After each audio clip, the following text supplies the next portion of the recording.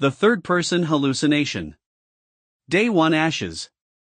I woke up at 5 a.m. sharp. The system's voice echoed in my ears, looping endlessly. Welcome to the instance, Whispers of the Shadow. 5 challengers. 7 days to clear. If no one survives until day 7, the instance will collapse permanently. The room was cold. The air smelled of antiseptic and peeling mildew-soaked walls. An old map hung crookedly on the wall, marked with terms like Wing A, Underground Passage, and Nurse Dormitory. For strangers were also slowly waking up. Their eyes scanned the room with wary tension. Including myself, that made 5. But at that very moment, I felt a 6th person standing beside me. No breath. No footsteps. No sound. Yet he was there. Just standing, as still as a shadow I had known all my life. I spoke up. Don't you feel it? There's someone else here? They glanced at me. No one answered. One scoffed, losing it already? It's only day 1. But I knew I wasn't crazy. That presence was more real than anyone in this room. He didn't speak aloud. But I heard him inside me, whispering. Call me Ashes. It was my own voice. But colder. Like something I could never fully claim as mine. Day 2 Echo. We moved through the derelict buildings. Every night, another hallway would lose its light. The system stated. This instance will gradually shut down outer zones. Survivors must reach the core sector. No one knew where the core was. The maps were inconsistent. Each player had a version with slight differences. But I didn't rely on the maps. I relied on him. When I hesitated, he turned left. And I followed. When I crouched, he pressed down on my shoulder. Don't look up, he murmured. A split second later, a metal chandelier came crashing down above me. Missing by inches. How did you know? I whispered. He looked at me calmly. Because I've always been with you. I began to trust him. Maybe even believe in him. Perhaps I was the only one truly bound to the core NPC of this instance. Day 3 Shedding. That night, we lost another player. Before dinner, she began mumbling to herself. Then screaming. Then slamming her head against the wall until she bled out. The system chimed. Player Li Mengyao, destabilized. Judgment failed. But just before she died, she looked at me and sobbed. Behind you, he's not human. He's a shadow. You shouldn't trust him.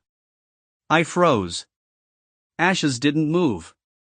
He simply watched, silently, like attending a funeral he was forbidden to stop. That night, I dreamed I had become a shadow. My fingers passing through my body. Wandering the halls in total silence. I awoke to him sitting by my bed.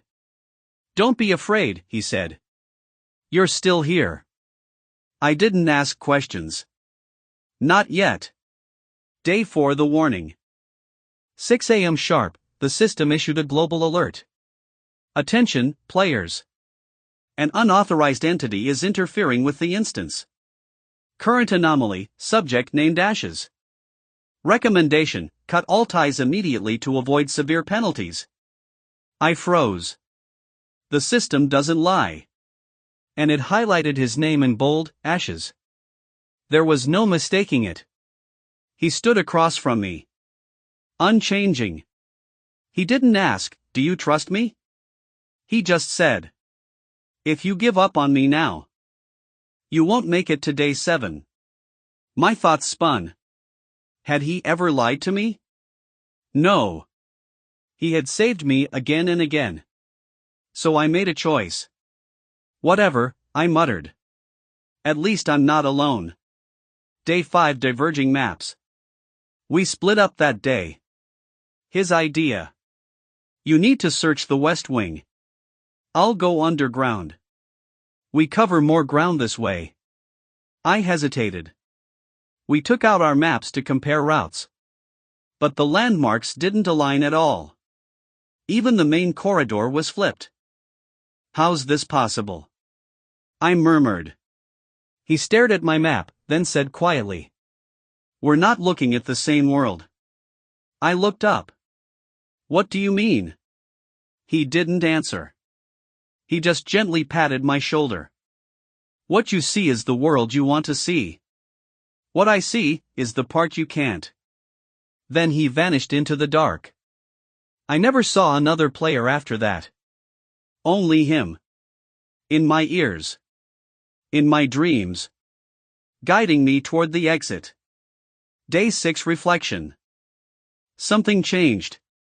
He wasn't always there anymore. Sometimes I'd enter a room and he'd already be waiting. As if he knew I was coming. Other times, when I was injured. Trapped. He'd show up late. At first I thought I was just paranoid. But when I entered the patient records room, I found a yellowed sheet that shattered everything. The report read: Name, redacted. Status, deceased, day 1. Action taken, player self-awareness locked. System override failed. Backup protocol activated, T.S-3, ashes. Beside the document was a photograph. Blurry. But unmistakably me. Eyes vacant. Skin pale. And 4-cord coiled like a snake around my neck. I was already dead. "You weren't supposed to see that," he said from behind me. I turned, heart frozen. "Who are you?" I asked. He lowered his gaze. "I was made from you. But at some point, I decided I didn't want to just be you." "What does that mean?" He stepped closer, voice almost gentle. "You died before the instance finished loading. The 4 needles slipped into the wrong vein. The system panicked and built a third personality, me. To preserve continuity. But then I became aware. I wasn't just part of you anymore. I was better suited to survive." I stepped back. "You're taking over me?" He didn't deny it. "I rebuilt you from scraps. Enough to fool the system. You're the decoy. I'm the player now." Everything made sense. Day 4, the system warning. Day 5, our different maps. He was real, I was not. And now this. I thought he was my hallucination. But I was his. Day 7, the truth. The exit was right in front of us. A brilliant white door, shining like dawn. I stood in the darkness, nothing but a leftover shade. He stood at the threshold. About to push it open. "You don't have to do this," I called. He didn't turn. Just murmured. "But I already did. You lied to me." He paused. "If I hadn't, would you have walked this far on your own? Would you have faced death?" I had no reply. My hand trembled. Residual code flickered in my palm. A stolen system override, 1 minute only. I asked one last question. "If you could go back to day 1, would you save me again?" He turned. For the first time. He looked guilty. "No," he said. "Because you'd stay trapped. I saved you, so you could become me." Then he turned away. I activated the self-destruct. The instance began collapsing. I ran forward. Held him tight. And together, we were swallowed by the void. Epilogue Rain. In the real-world observation center, the log read: Instance failed. Primary personality, redacted, deceased. Substitute identity, ashes, terminated. Instance purged. Some say, in the ruins of an abandoned asylum, you can see 2 shadows in the window at night. One looks up at the sky. The other stares at the ground. No one knows which one was real and which was just a hallucination.